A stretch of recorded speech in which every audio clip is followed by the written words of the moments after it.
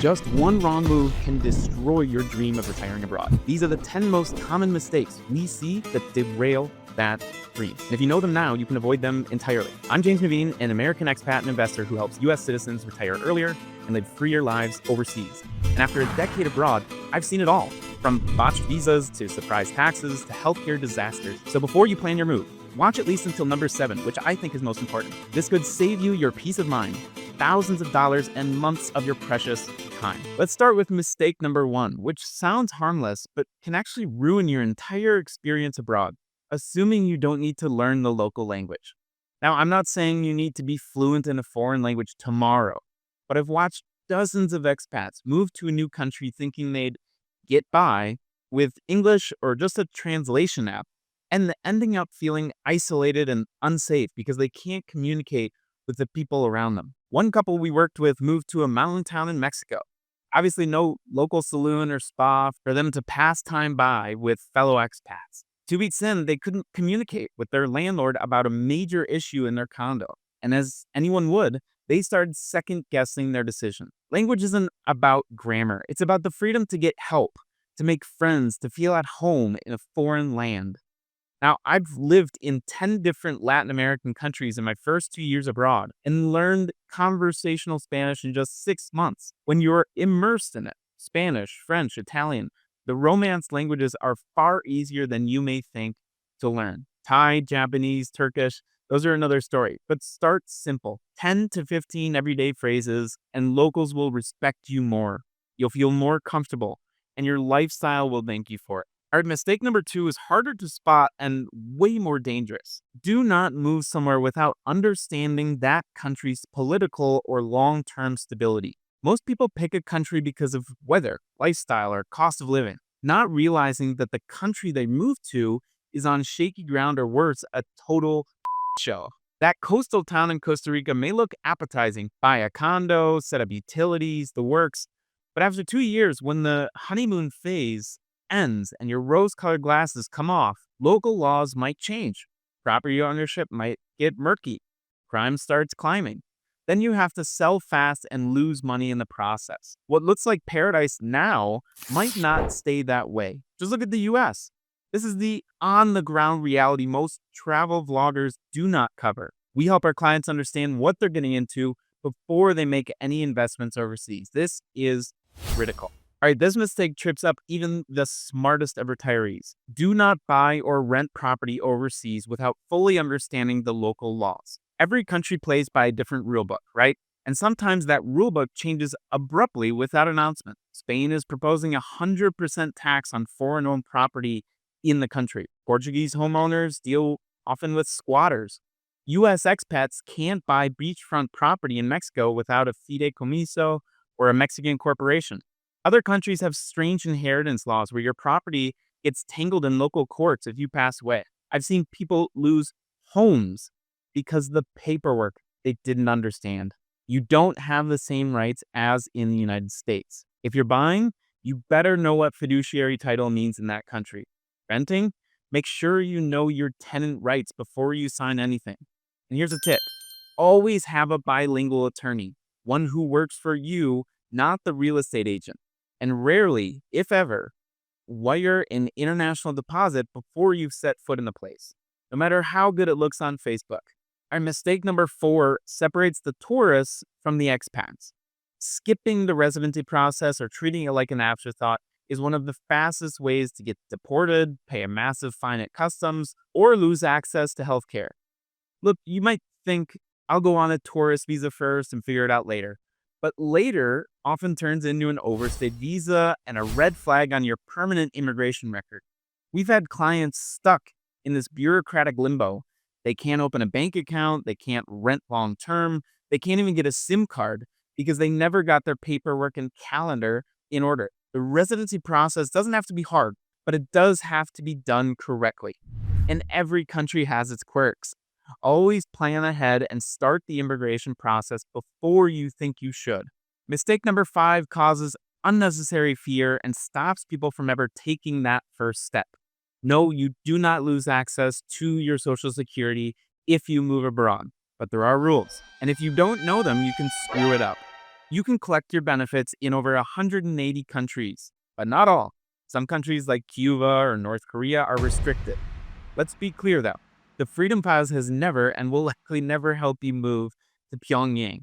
Our advice is to follow the correct steps. Sure, you can continue getting deposits in the US and use your banking cards abroad, sometimes with extra fees. But if you set up a local bank account abroad, you need to report that to the US Embassy or Social Security Administration to avoid frozen payments.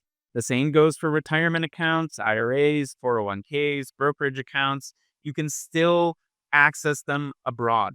But some investment platforms will freeze or restrict your access if they see a non US address on file. The good news, though, you don't need to close your US accounts, but you do need to structure your financial setup properly. We can help with this and much more, of course.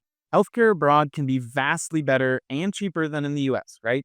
But assuming you can just walk into any hospital in any country and get treated like a local, that's mistake number 6. Most countries offer high quality care at a fraction of US prices, but only if you know how their system works. Some countries have public systems you can buy into once you're a legal resident, not a tourist. Many jurisdictions won't even let you apply for a visa without proof of coverage in their territory. Here's another story. A guy and his wife from DC recently applied for the Italian elective residency visa. Everything was ready, but because he didn't have the correct proof of insurance in Italy, they denied him at the final step.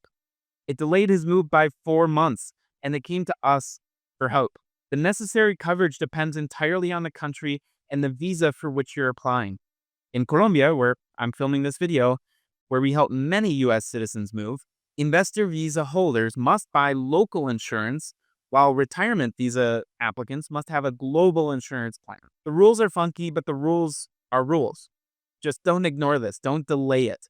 And don't assume that Medicare will follow you overseas because it most likely won't. Perhaps the most important on this list, mistake number 7 hits people after they've landed in their destination.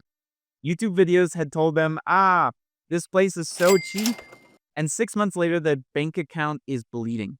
Yes, many countries have dramatically lower costs than the US, but that depends on where you live, how you live, and whether you're paying local or gringo prices. Look at the cost of living comparison between Brazil and the United States. These prices compare what local salary earners pay for goods and services. But the average monthly wage in Brazil is $600 US, while the average wage in the United States is a few $1,000s. This contrast is even more stark when you compare the Brazilian countryside with an American city. But you don't move to Brazil to live like an average local.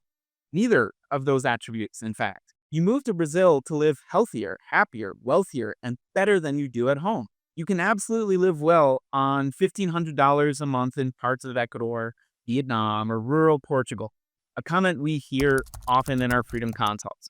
But try that same lifestyle in Lisbon, Buenos Aires, or Bangkok. You'll spend twice as much there.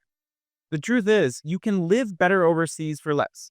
Yes, but some destinations may require an adjustment of your expectations.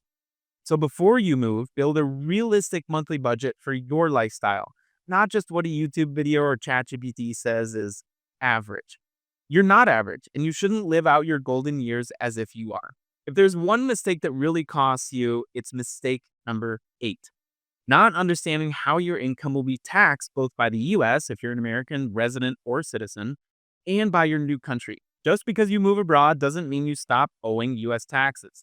If you're a US green card holder or a citizen, you're taxed on your worldwide income no matter where you live until you give up that status. But here's where it gets tricky. Some countries do not tax your foreign income, and others do. Some countries offer amazing tax breaks for retirees. Others, not so much.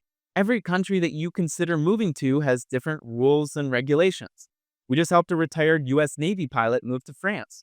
He had zero idea that French law excludes from taxes US Social Security and retirement income. A happy little surprise that allowed him to increase his budget by thousands of dollars each month. We've covered on this channel the special 7% tax regimes in Italy and Greece as well. The point is, tax strategy is location specific.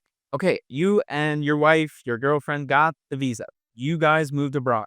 You're loving your new routine, maybe even slow traveling between a few countries. But then, boom, a year later, your residency expires and no one told you about it. That's mistake number 9, forgetting to maintain your residency overseas. Most countries require you to hold your investment if applicable, or spend a minimum number of days in country each year to keep your visa or residency active. And if you miss that threshold, even by $1 or a day, you may be forced to reapply from scratch, lose your status, and extend your timeline to citizenship. One of our clients had a long-term visa in Panama, spent too much time back in the United States helping with a family issue, and lost it. When he tried to return, he had to start the entire process over. Super frustrating. Some countries like Colombia require just a single day every 6 months. Others, like Spain, want you there for more than half the year in order to claim you as a tax resident. Some are flexible, others not. Before you apply for a particular visa, which we'll talk about next, make sure you know how much time you need to spend in country, how to maintain your investment if you made one, and how to keep the validity on your visa. Okay, last but not least, mistake number 10 causes more stress, more delays, and more legal chaos than any other. And that is choosing the wrong visa or residency path for your circumstances and goals. Not all visas are created equal.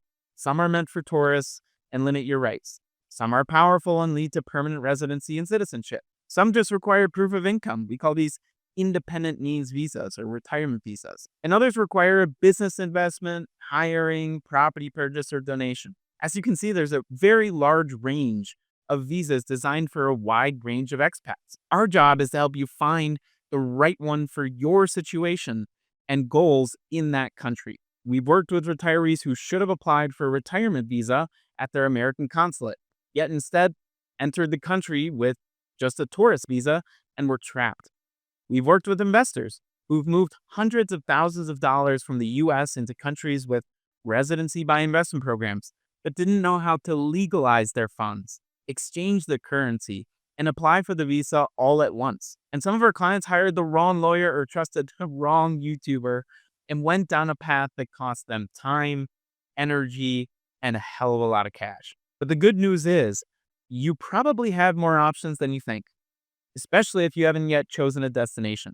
Retirement visas, digital nomad visas, golden visas, residency by investment, citizenship by investment, tax incentive programs.